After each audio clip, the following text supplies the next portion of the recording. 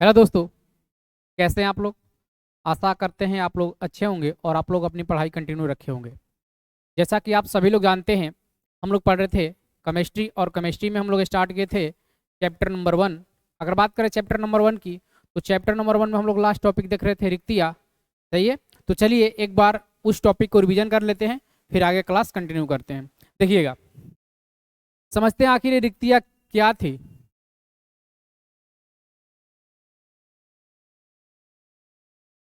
Last topic था हम लोग का क्या, रिक्तियाँ।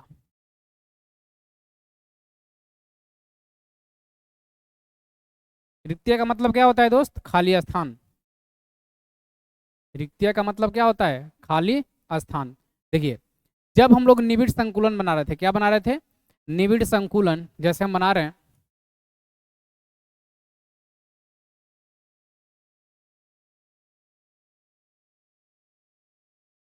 ये कोई हम बना रहे हैं क्या, निबिड़ संकुलन। निबिड़ संकुलन तीन प्रकार के हो सकते हैं। एक तो एक विमीय होगा, एक द्विविमीय होगा, और क्या होगा, त्रिविमीय होगा। ये जो बना रहे हैं हम, किसका बना रहे हैं? एक विमीय का बना रहे हैं, क्योंकि इसमें सिर्फ क्या है, एक डायरेक्शन है। उसी प्रकार से यदि बात करें द्विविमीय का, तो लीजिए द्विविमीय का भी बना देते हैं। द्विविमीय में क्या होगा? दो डायरेक्शन होगा। क्या होगा? इसमें दो डायरेक्शन होगा। दो डायरेक्शन के साथ साथ आप ये भी बोल सकते हैं कि इसमें दो अक्ष होंगे। एक एक्स अक्ष होगा, तो दूसरा क्या होगा, वाई अक्ष होगा। उसी प्रकार से एक था त्रिविमीय। त्रिविमीय में क्या था, यदि द्विविमीय को क्या करते थे, एक के एक के ऊपर एक लेयर बना देते थे, तो बन जाता था क्या, त्रिविमीय। सही है। तो चलिए उसी को समझ रहे हैं। ये हो गया द्विविमीय। ये किसका है? ये द्विविमीय का है। और ये जो साइड में बनाए हैं, लेफ्ट साइड में, ये किसका है? ये एक विमीय का है। तो चीज़ें आसान है दोस्त, बस आपको समझना है। और समझने से ज़्यादा इम्पोर्टेंट ये है कि यदि आपको समझ आ रहा है, तो वीडियो को शेयर करना ना भूलें। सही है। ताकि अन्य बच्चों के पास भी ये पहुंच सके और वो भी लोग लाभ ले सके। देखिए, ये जो डायग्राम बनाए, किसका बनाए हैं? ये जो बनाए हैं एक विमीय का बनाए हैं। किसका बनाए हैं? ये है एक विमीय। एक विमीय निबिड़ संकुलन। निबिड़ संकुलन का। सही है। और ये जो डायग्राम है, ये है द्विविमीय निबिड़ संकुलन। किसका है? द्विविमीय। द्विविमीय निबिड़ संकुलन।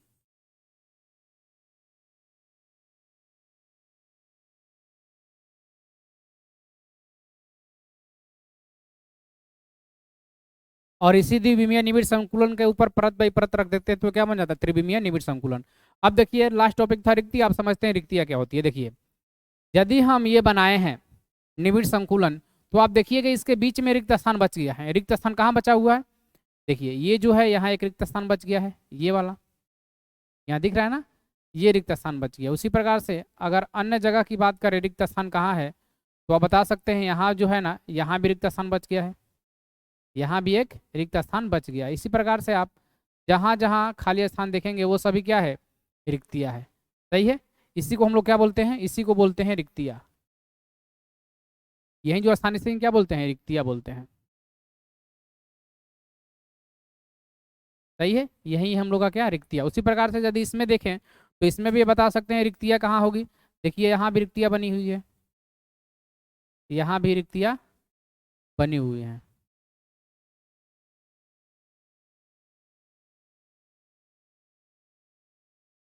सही है।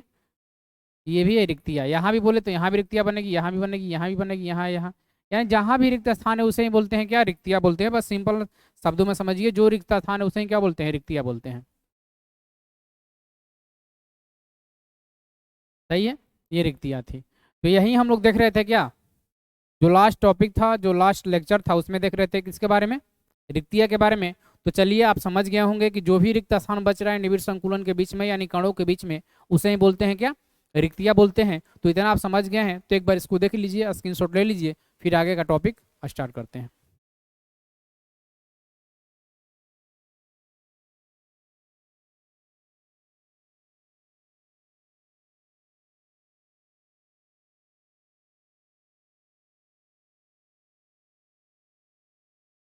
चलिए अब देखिए, प्रश्न पूछता है इस प्रकार से कि यदि किसी क्रिस्टल में n परमाणु है, किसी क्रिस्टल में कितने परमाणु है, n परमाणु है, तो जो जो चतुष्फलकीय रिक्तियां बनेगी उसकी संख्या कितनी होगी, और जो अष्टफलकीय रिक्तियां बनेगी उसकी संख्या कितनी होगी। और ये सब पूछकर यहाँ से भी दे देता है आपको समीकरण बनाने के लिए, इक्वेशन बनाने के लिए। सही है, तो चलिए उसी के बारे में अध्ययन करेंगे। देखिए जैसे हम बोले ना, किसी परमाणु, किसी क्रिस्टल में मान लीजिए कि n परमाणु है, परमाणु की संख्या निकालना हम लोग जान गए थे, कुल परमाणुओं की संख्या निकालना। तो बोला है कि यदि उसमें n परमाणु है तो उसमें रिक्तियां, ये जो बीच स्थान है ना, ये कितनी बनेगी, यदि वो चतुष्फलकीय हो, और क्या दूसरे शब्दों में वो अष्टफलकीय हो। तो यदि चतुष्फलकीय होगा तो उसमें रिक्तियां कितनी बनेगी, और अष्टफलकीय होगा तो उसमें रिक्तियां कितनी बनेगी, वहीं देखेंगे। तो चलिए अगला हेडिंग देते हैं, रिक्तियों की संख्या। रिक्तियों की संख्या ज्ञात करना। अगला हेडिंग हम लोग का क्या होगा, रिक्तियों की संख्या ज्ञात करना।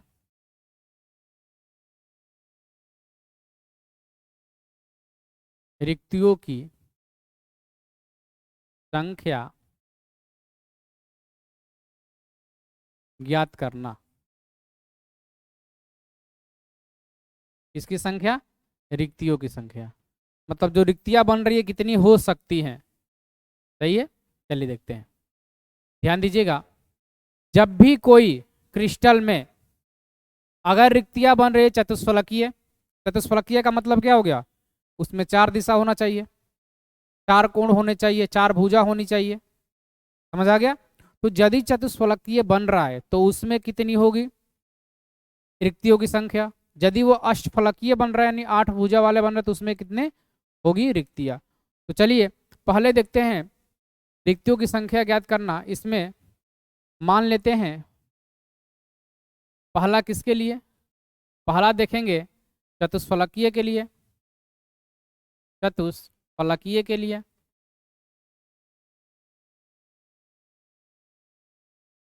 रिक्तियों की संख्या कितनी होगी, और दूसरा देखेंगे अष्टफलकीय रिक्तियों के लिए, अष्टफलकीय, अष्टफलकीय रिक्तियों की संख्या कितनी होगी। सही है, अब देखिए, यदि किसी क्रिस्टल में, ध्यान रखिएगा, यदि किसी क्रिस्टल में, किसी क्रिस्टल में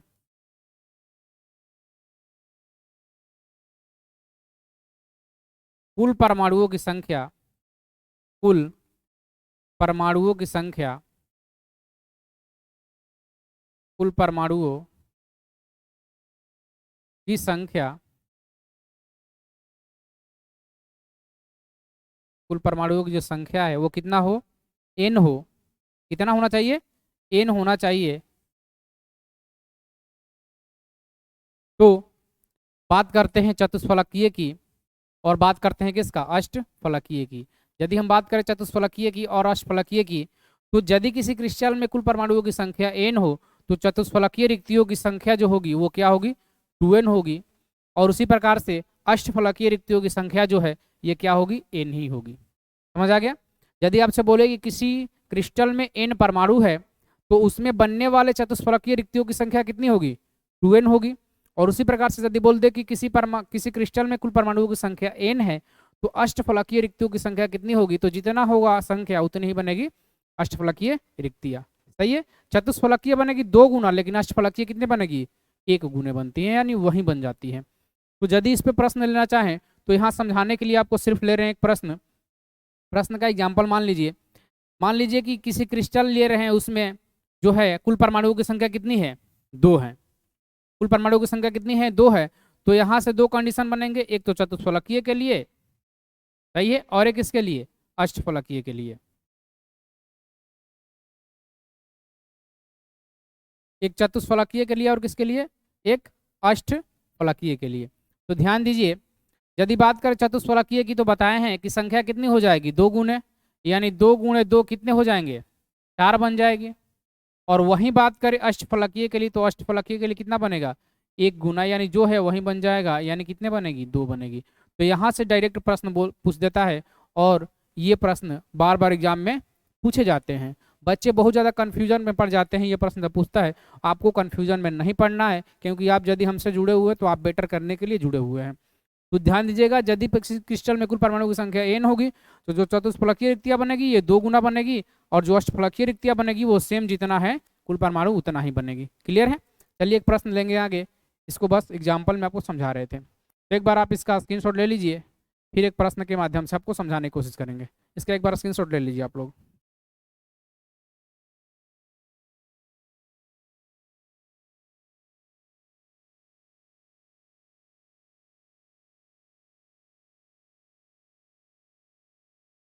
चलिए हो गया होगा। प्रश्न लेते हैं।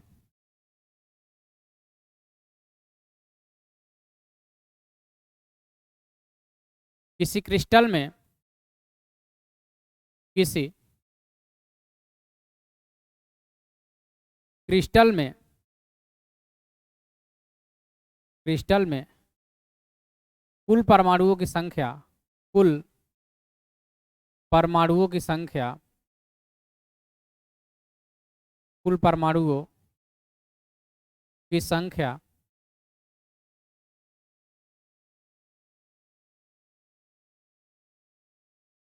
कुल परमाणुओं की संख्या n हो तो, वही प्रश्न लेते हैं, यहाँ प्रश्न बनाते हैं। n हो तो पहला कंडीशन है चतुष्फलकीय रिक्तियां कितनी बनेगी? चतुष्फलकीय चतुष्फलकीय रिक्तियों की संख्या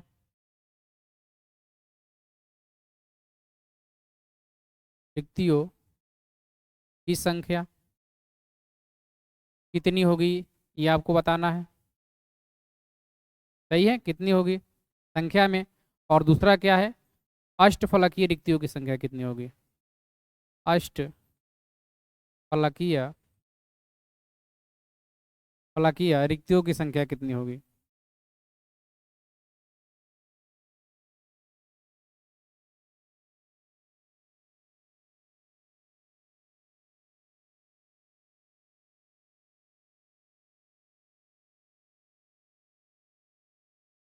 तो दो चीजें आपको इसमें निकालना है। पहला क्या है, चतुष्फलकीय, और दूसरा क्या है, अष्टफलकीय। तो सॉल्व करना होगा तो कैसे हम लोग सॉल्व करेंगे? सॉल्व इसको करना होगा तो कैसे सॉल्व करेंगे?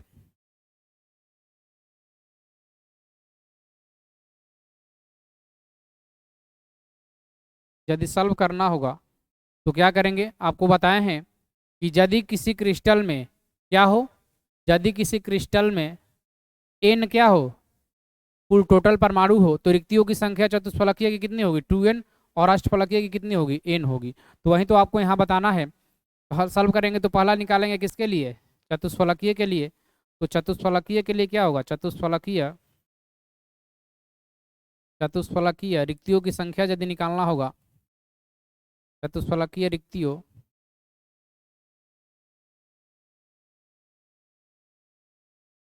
की संख्या यदि निकालना होगा तो कितना हो जाएगा? ये डायरेक्ट होता है क्या, 2 गुना, यानी कितना हो जाएगा, 2n। और वहीं दूसरा यदि निकालना है हमको, अष्टफलकीय अष्टफलकीय अष्टफलकीय रिक्तियों की संख्या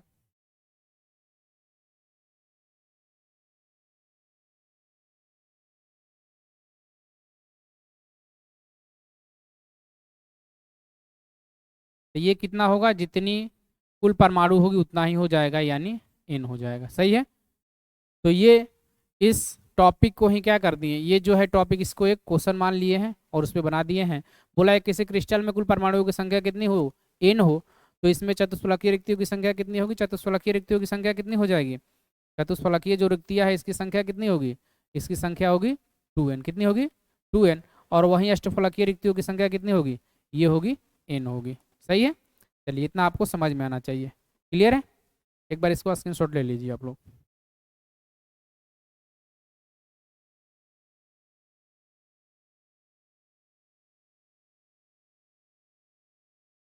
चलिए प्रश्न लेते हैं एक।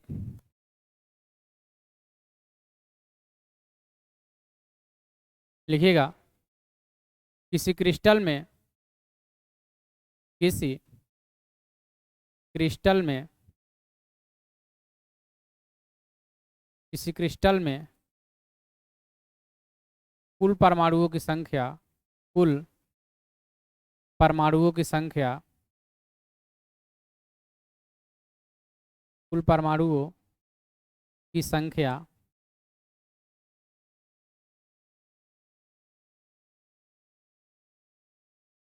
4 हो तो 4 हो तो उस क्रिस्टल में उस क्रिस्टल में चतुष्फलकीय चतुष्फलकीय और अष्टफलकीय अष्टफलकीय रिक्तियों की संख्या कितनी होगी? रिक्तियों की संख्या क्या होगी?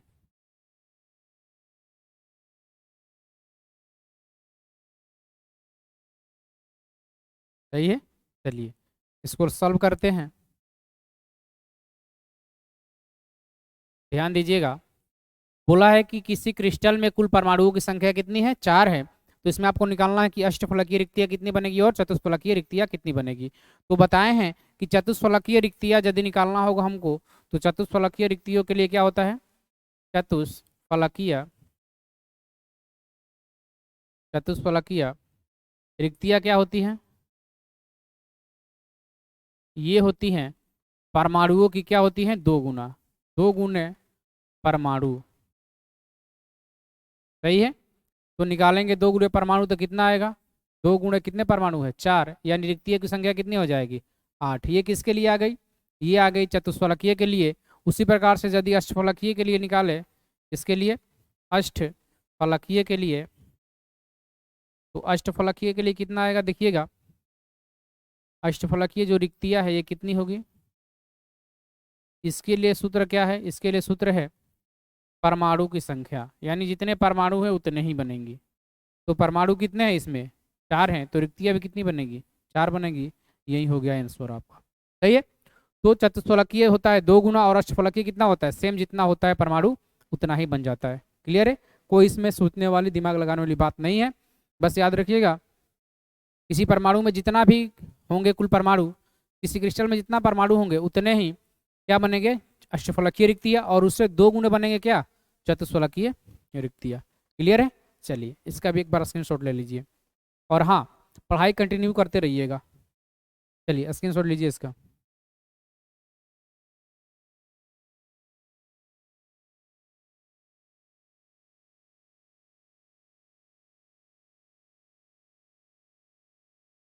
चलिए, बहुत सारे बच्चे कमेंट किए थे सर बायोलॉजी का क्लास कब से स्टार्ट होगा?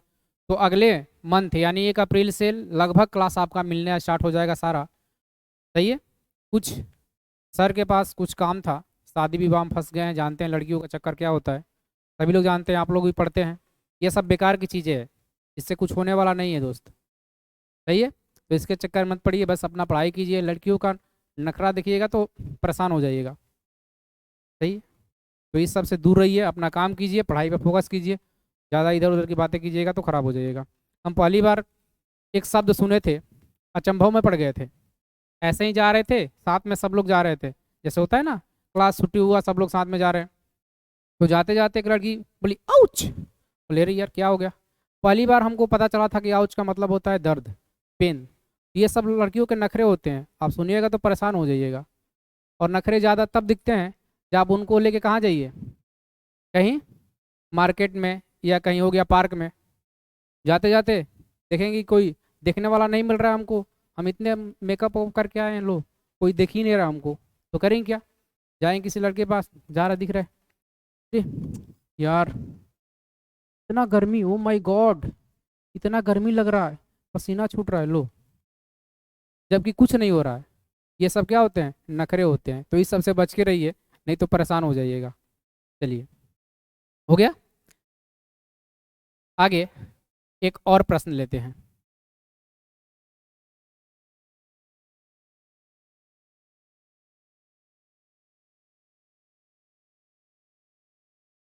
देखिए, इस बार हम इस रिक्तियों के आधार पर, यानी जो कुल परमाणु है, इस कुल परमाणुओं के आधार पर हम निकालेंगे समीकरण। कैसे? ध्यान दीजिएगा, एक प्रश्न लेते हैं, उसके माध्यम से समझने की कोशिश करते हैं। देखिए प्रश्न कैसे बोलता है। बोलता है कि यदि किसी क्रिस्टल में, यदि किसी क्रिस्टल में या क्रिस्टलीय ठोस में, यदि किसी क्रिस्टलीय ठोस में, क्रिस्टलीय ठोस में जो परमाणु है, जो परमाणु है में परमाणु उनके उनके कोनों पर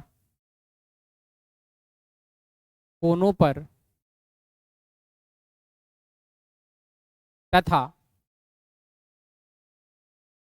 उनके केंद्र पर स्थित हैं, उनके केंद्र पर स्थित हैं, पर स्थित हैं,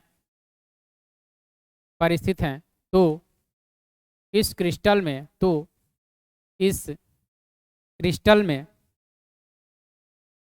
इस क्रिस्टल में कुल परमाणुओं की संख्या कितनी होगी? पहले ये देख लेते हैं, कुल परमाणुओं की संख्या, परमाणुओं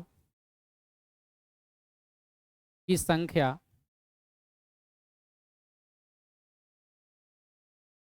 कितनी होगी?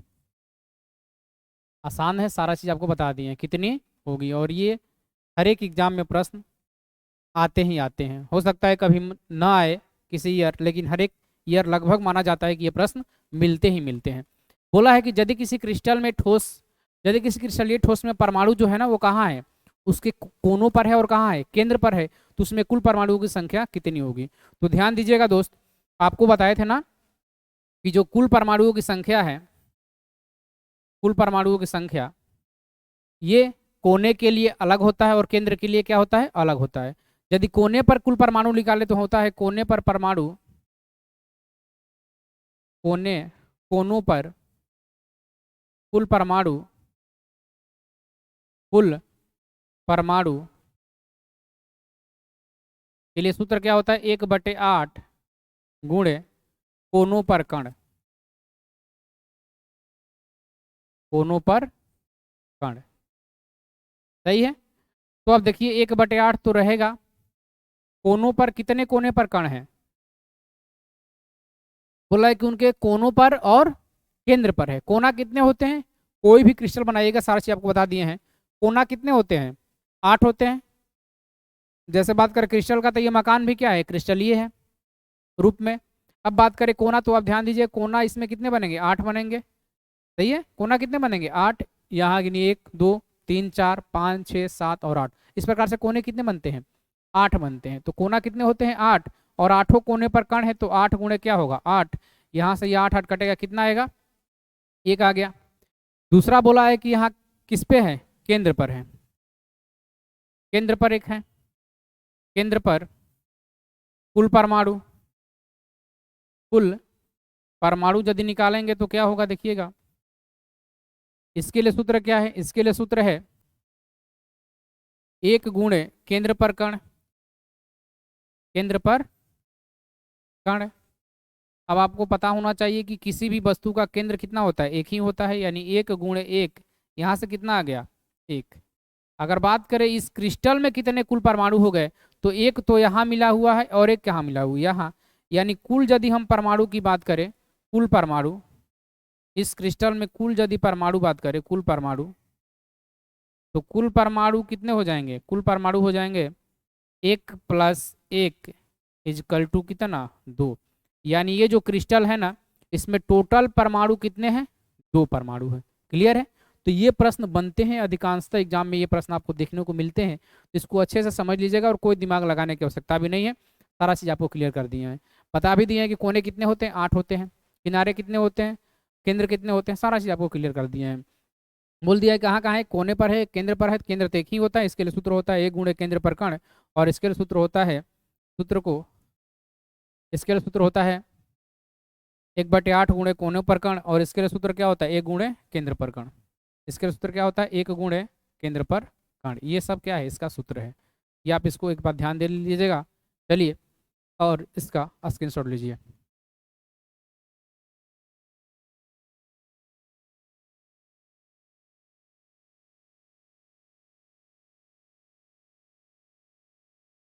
हो गया।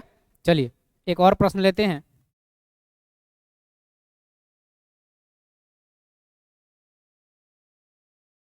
लिखिएगा, प्रश्न साथ साथ लिखते चलिए, कॉपी और पेन लेके बैठिएगा जब भी आप क्लास देखना स्टार्ट करते हैं। लिखिएगा, किसी क्रिस्टल में, किसी क्रिस्टल में,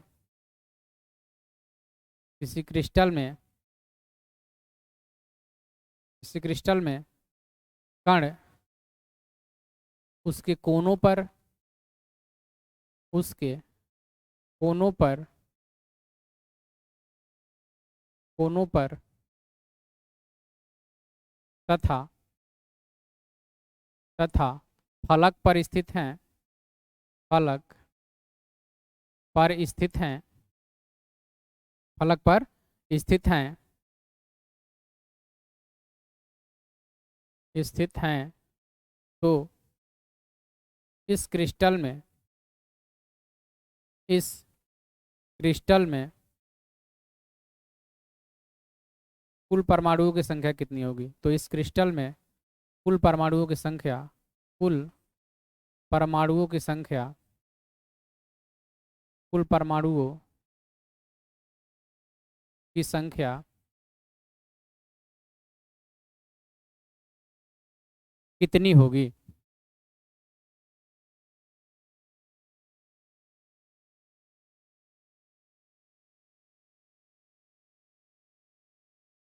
सही है।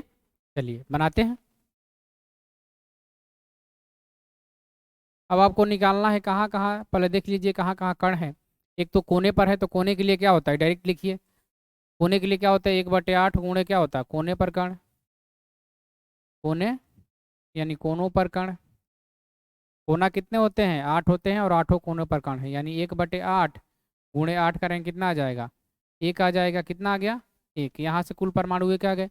और क्या है, और इस कोना पर और फलक पर है। फलक के लिए सूत्र क्या होता है, दूसरा है। फलक के लिए, फलक पर जब कण होते हैं तो इसके लिए सूत्र क्या होता है, इसके लिए होता है 1/2 गुणे फलक पर कण,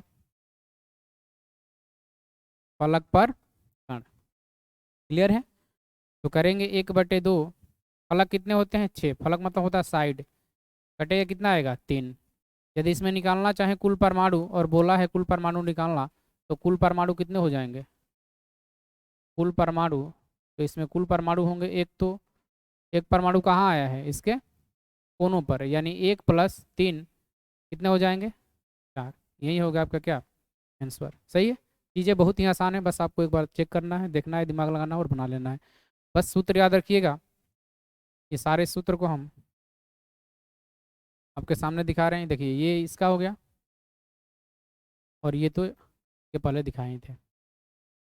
ये किसके लिए, फलक के लिए सूत्र क्या होता है 1/2 गुणे फलक पर कण, और फलक कितने होते हैं 6। फलक का मतलब होता है क्या, साइड। क्लियर है। चलिए इसका भी एक बार स्क्रीनशॉट ले लीजिए। और इसके बाद इसी पर एक प्रश्न पूछ देता है ना, यहाँ तो कुल परमाणु निकाल रहे हैं, इसके बाद आपसे पूछ देता है कि समीकरण क्या होगा इसमें। तो क्लियर है। चलिए वो भी देखेंगे, इसको एक बार स्क्रीनशॉट ले लीजिए आप लोग।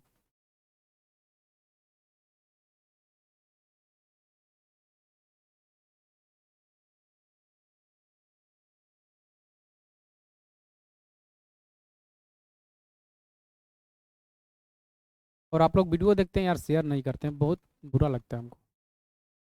सारी चीज़ आपको क्लियर की जाती है, दूसरे को भी बेनिफिट दे दिए यदि आपका बेनिफिट मिल रहा है तो, लेकिन आप लोग तो सिर्फ अपने पे पड़े हुए हैं। लिखिएगा, एक क्रिस्टल के, एक क्रिस्टलीय ठोस या क्रिस्टल, एक क्रिस्टलीय ठोस, ठोस के कोनों पर, के कोनों पर, के कोनों पर एक्स परमाणु, एक्स की एक क्रिस्टलीय ठोस के कोना पर एक्स कण, एक्स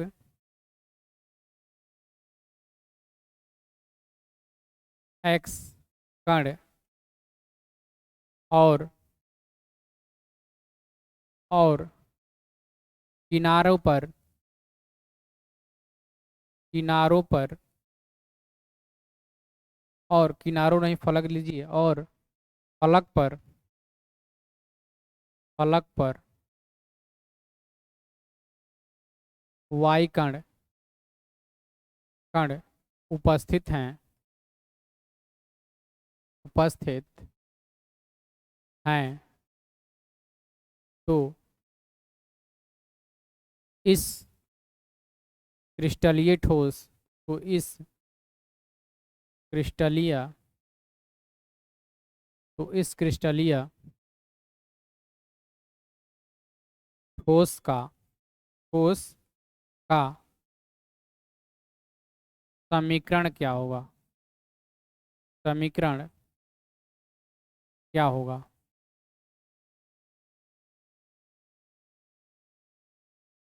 सही है, चलिए देखते हैं, ध्यान दीजिएगा दोस्त। कहाँ कहाँ बोला है कण है? बोला है कि कोनों पर कौन सा कण है? एक्स, यानी एक्स पर निकाल लेते हैं कुल परमाणु कितने हैं, तो निकालेंगे एक्स का कुल परमाणु, तो इसके लिए सूत्र होगा 1/8 गुणे क्या होगा, कोनों पर कण, और कोना कितने होते हैं? 8 ही होते हैं कोनों पर कण। सही है, तो यहाँ से एक्स का मान क्या आएगा? एक्स का मान देखिए, यहाँ 1/8 गुणे कितने कोने होते हैं? 8, और 8 कोनों पर होते हैं परमाणु, यहाँ से कितना आ गया? 1 आ गया। उसी प्रकार से y देखें तो y कहाँ है? ये फलक पर है, और फलक के लिए सूत्र क्या होता है? 1/2 गुणे फलक पर कण, फलक पर कण। सही है, तो यहाँ y का मान निकालेंगे तो कितना आ जाएगा? 1/2 गुणे फलक कितने होते हैं? 6, यहाँ से कटे कितना आ गया? 3, यानी x का जो मान है कितना आ गया? x का मान दोस्त आया है कितना? 1, और y का मान कितना है? 3। यदि हम समीकरण लिखना चाहें तो समीकरण क्या मिलेगा हमको? समीकरण, समीकरण मिलेगा एक्स वाई, लेकिन जो मान आएगा एक्स वाई का उसके बट्टे में रख देना है। सही है, एक्स का मान कितना है? 1, तो 1 लिख देंगे, और वाई का मान कितना है? 3, तो लिख देंगे 3। यही हो गया समीकरण। और ध्यान दीजिएगा, आपको इस प्रकार से भी मिलेंगे XY3, क्योंकि x का मान जो है वो 1 नहीं लिखा जाता है, किसी का मान 1 आता है तो 1 नहीं लिखा जाता है, इसीलिए इसको इस प्रकार से भी आपको मिलेगा। तो ध्यान दीजिएगा, दोनों चीज़ें क्या है? सेम है, X1Y3 या XY3, ये दोनों चीज़ें क्या है? सेम है। तो ध्यान दीजिएगा, ये प्रश्न बार बार बनते हैं, ये आपके लिए बहुत ही ज़्यादा इम्पोर्टेंट है, यह आपके लिए बहुत ही ज़्यादा क्या है? इम्पोर्टेंट है। तो इसको एक बार अच्छे से समझ लीजिएगा, और करना भी नहीं है कुछ दोस्त। देखिए, बोला है कि जो x है ना, ये x ये कहाँ स्थित है? इसके कोने पर है, और कोना के लिए सूत्र हम बताए हैं कि ये होता है। दूसरा बोला है कि ये जो है y, ये कहाँ है? फलक पर है, और फलक के लिए सूत्र ये होता है, बस वहीं लिख दिए हैं। केंद्र पर, कोने पर कितना आ गए? 1 कण, और कोने पर, फलक पर कितने आ गए? 3 कण। जो भी आया है, x कहाँ है? कोने पर है, और y कहाँ है? फलक पर है। लिख दिए समीकरण X1Y3। ये एक्स वाई क्यों लिखे हैं? क्योंकि इसमें कण दिया है x, और दूसरा क्या दिया है? दूसरा दिया है y। ये था कहाँ? ये कोने पर था, और ये कहाँ था? फलक पर। फलक के लिए सूत्र लिखे हैं y वाला, और x वाला कहाँ के लिखे हैं? कोने पर। X1Y लिखे हैं, X1Y3, XY लिख दीजिएगा, जो भी आएगा मान वहाँ बट्टे में रख दीजिएगा, यही क्या हो जाएगा आपके लिए? समीकरण हो जाएगा। क्लियर है? तो ये चीज़ें बहुत ही ज़्यादा इंपॉर्टेंट है, आप इसको एक बार अच्छे से नोट्स बनाइएगा और क्लियर कीजिएगा। अगर नहीं समझ में आएगा तो कमेंट तो है ही, कमेंट कर दीजिएगा, दोबारा जो लेक्चर होगा उसमें आपको अच्छे से और समझा देंगे। लेकिन इससे अच्छे से क्या समझाएं, सारी चीज़ तो आपको क्लियर कर दी हैं, फिर भी आपको नहीं समझ में आए तो क्या कीजिए, कमेंट अवश्य कीजिएगा। चलिए इसका भी एक स्क्रीनशॉट ले लीजिए, फिर एक और प्रश्न लेते हैं।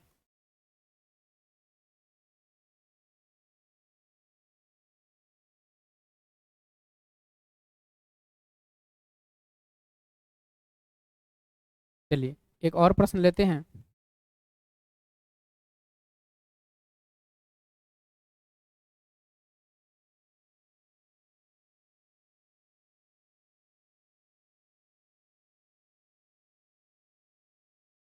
देखिएगा,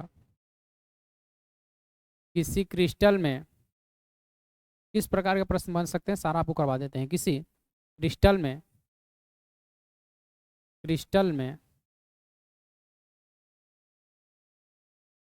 तीन कण तीन कण उपस्थित हैं, तीन कण उपस्थित हैं, उपस्थित हैं, सही है। जो जो एक्स वाई और जेड हैं, जो एक्स वाई और जेड हैं, सही है। इसी क्रिस्टल में तीन कण उपस्थित हैं, कौन कौन है, एक्स वाई और जेड। यदि यदि एक्स कोनों पर यदि एक्स कोनों पर, वाई केंद्र पर केंद्र पर और और जेड फलक पर स्थित हो, फलक पर स्थित हो, पर स्थित हो,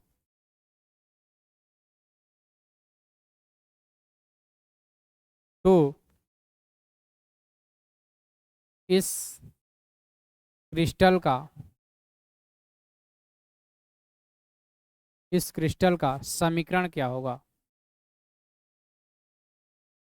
समीकरण क्या होगा, या सूत्र भी बोल देता है कि सूत्र क्या होगा, समीकरण क्या होगा या सूत्र क्या होगा, दोनों लिख लीजिए, या सूत्र क्या होगा।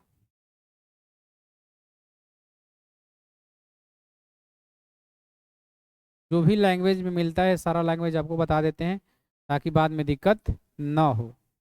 चलिए सॉल्व करते हैं, चीज़ें बहुत ही आसान है दोस्त, बस समझना है, आंसर लाना है, कुछ करना भी नहीं है इसमें।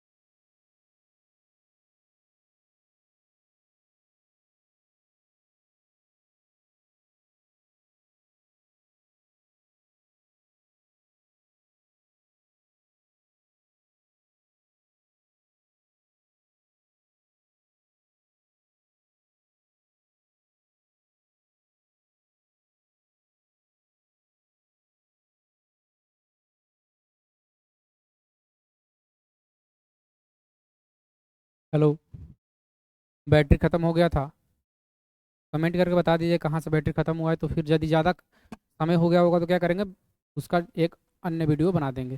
चलिए इसको देख लेते हैं। देखिए प्रश्न क्या बोला था, प्रश्न में दिया है कि किसी क्रिस्टल में तीन कण हैं उपस्थित हैं जो एक्स वाई और जेड हैं। यदि एक्स जो है वो कहाँ होना चाहिए, इसके कोनों पर, वाई केंद्र पर और जेड जो है, जेड उस फलक पर स्थित हो, तो इस क्रिस्टल का समीकरण क्या होगा या सूत्र क्या होगा। दोनों प्रकार से पूछता है, आप किसी भी प्रकार से पूछ रहा है सेम मतलब एक ही होता है। क्लियर है, तो चलिए सॉल्व करके देखते हैं। करना क्या है, देखिए एक्स जो है, पहले लिख लीजिए सारा डाटा। एक्स कहाँ है, कोना पर है, एक्स कहाँ है, कोना पर है।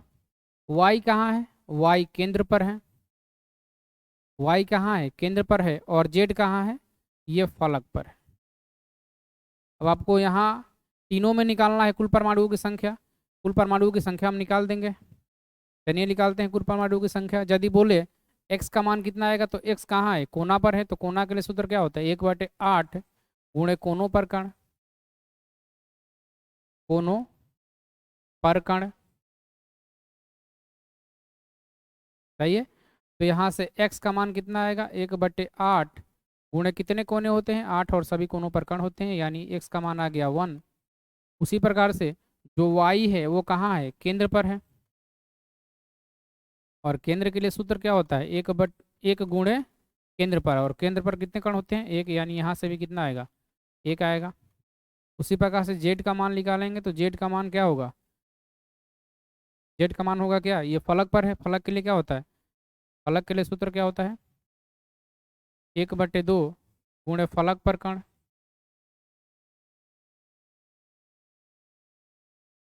सही है।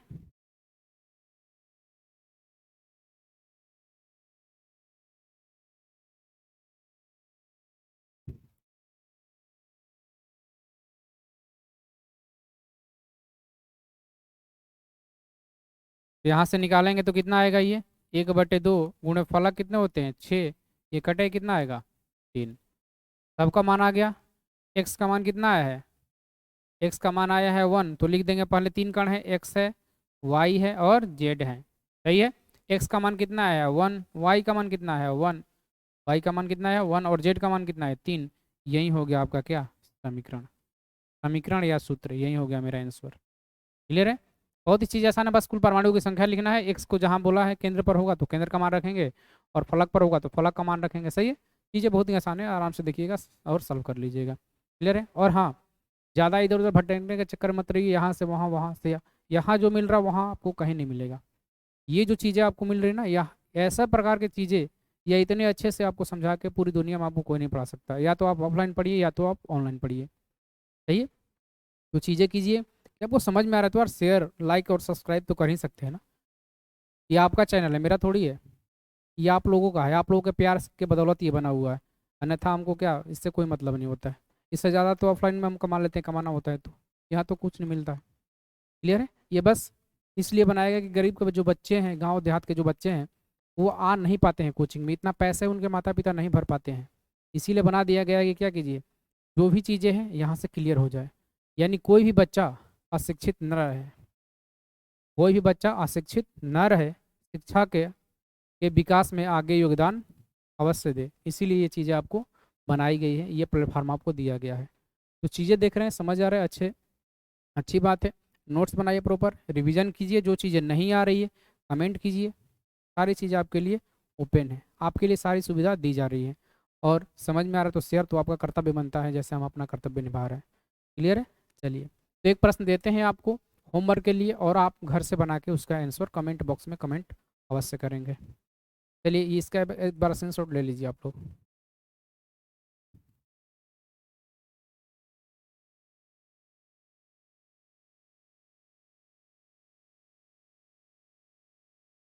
चलिए, एक प्रश्न देते हैं और आप इसका आंसर कमेंट में अवश्य बताएंगे।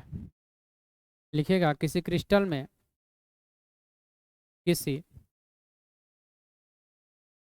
क्रिस्टल में, किसी क्रिस्टल में 3 परमाणु हैं। किसी क्रिस्टल में 3 परमाणु उपस्थित हैं, परमाणु उपस्थित हैं,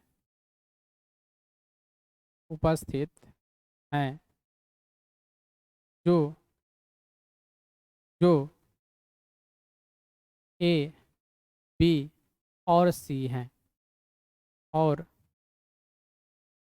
सी हैं। यदि सी केंद्र पर, केंद्र पर,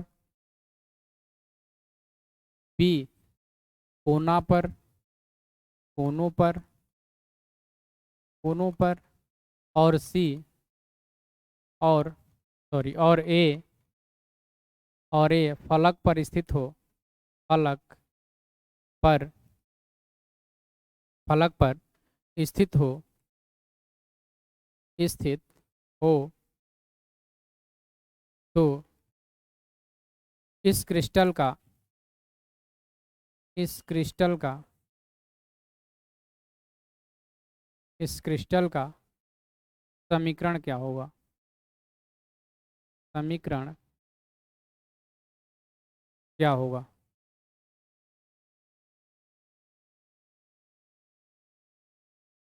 सही है। ये प्रश्न आपके लिए होमवर्क है।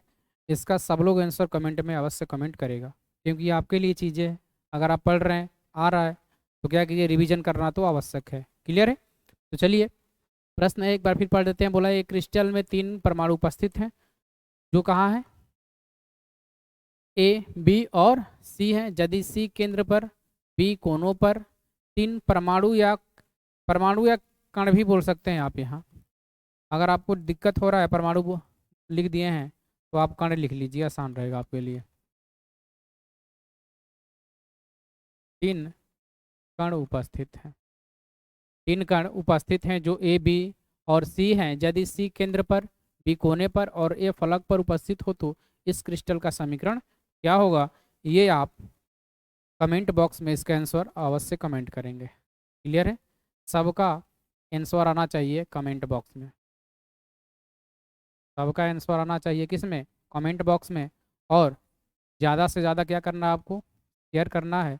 और यदि आप नए हैं तो क्या कीजिए, सब्सक्राइब तो करना आपका क्या है? सब्सक्राइब करना आपका एक आवश्यक कार्य है। सही है? चलिए, तो इतना चीज़ें आपको क्लियर कर दिए हैं। मिलते हैं अगले क्लास में, तब तक के लिए जय हिंद, जय भारत।